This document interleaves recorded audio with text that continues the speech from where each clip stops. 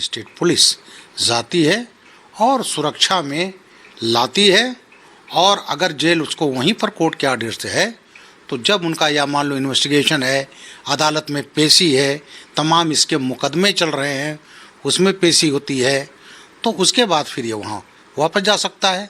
लेकिन ये production warrant के अदालत के आदेश की तहत यहाँ यूपी लाया जा रहा है। तो क्या ये जैसे समझा जाए कि 28 तारीख को फैसला आना है, अगर फैसले में दोषी करार होता है तो जेल होगी, फिर उत्तर प्रदेश में रहेगा।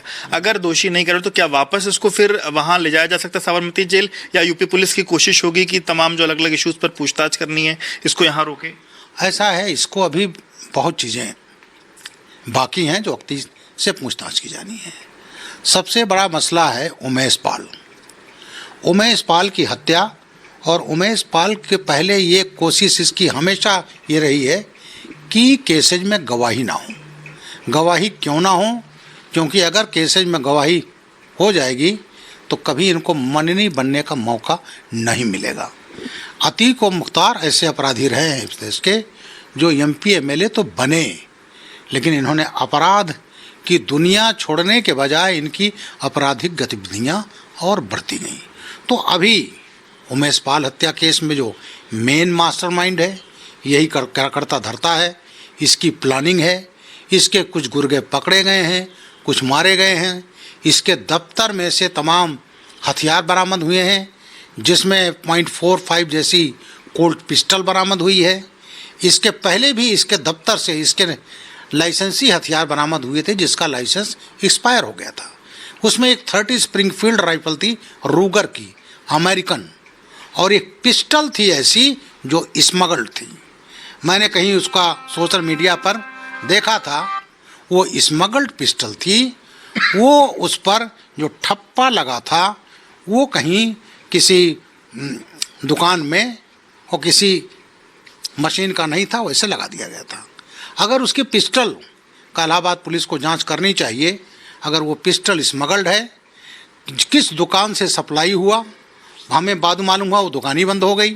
अगर उस दुकानदार को पकड़ लिया जाए तो अतीक पर वो नाजायज हथियार स्मगल रखने का कहाँ से आया, और हथियारों की स्मगलिंग का एक बहुत की बात आप बता रहे हैं, जब ये 1.5 साल की बात है, तो स्मगलिंग का एक बहुत बड़ा रैकेट निकल आएगा।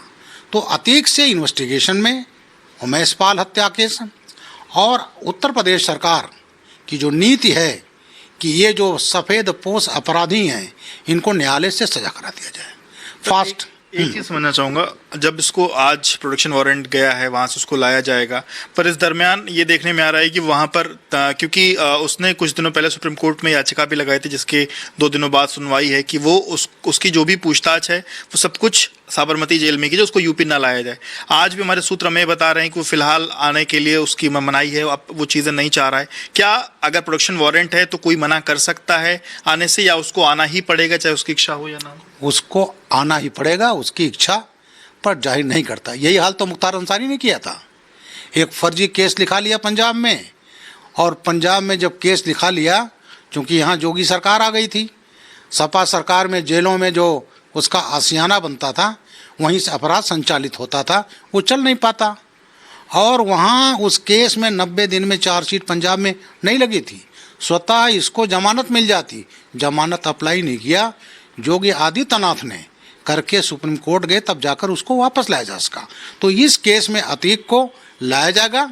अगर माननीय सुप्रीम कोर्ट कोई आदेश देता है तो उसका पालन करना ही करना है, लेकिन इसका इन्वेस्टिगेशन में ज़रूरत है।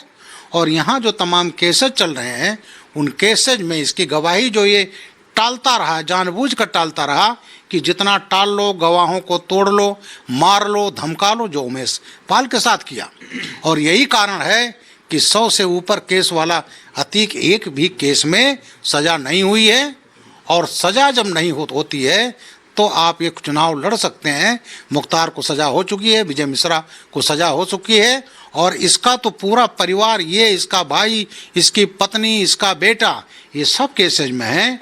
और इस सरकार की नीति यही रहेगी कि जल्दी से इसमें ट्रायल करा करके और सबको सज़ा करा दिया जाए, क्योंकि जो सफ़ेदी का चोंगा ओढ़े हुए अपराध कर रहे थे, माननीय बने रहते थे, वो हमेशा हमेशा के लिए ख़त्म हो जाए। सर, लाने के लिए किन किन चीज़ों का पालन किया जाएगा, किस तरीके से लाया जाएगा, वज्रवाहन का इस्तेमाल होगा, कैसे लाया जाएगा?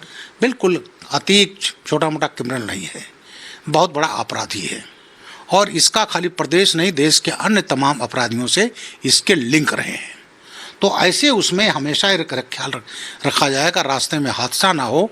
तो उत्तर प्रदेश पुलिस एक अच्छा खासा मजबूत बंदोबस्त, जिसमें बज्रवाहन होंगे, बुलेट प्रूफ गाड़ियाँ होंगी, आधुनिक सालों के हथियारों के साथ पुलिस के जवान होंगे, आगे पीछे एक काफिला बना करके एक बहुत सुसज्जित, बहुत मजबूत सुरक्षा घेरे में इसको लाया जाएगा कि कहीं कोई जो है इसके आदमी कहीं पुलिस आकड़े पर हमला करके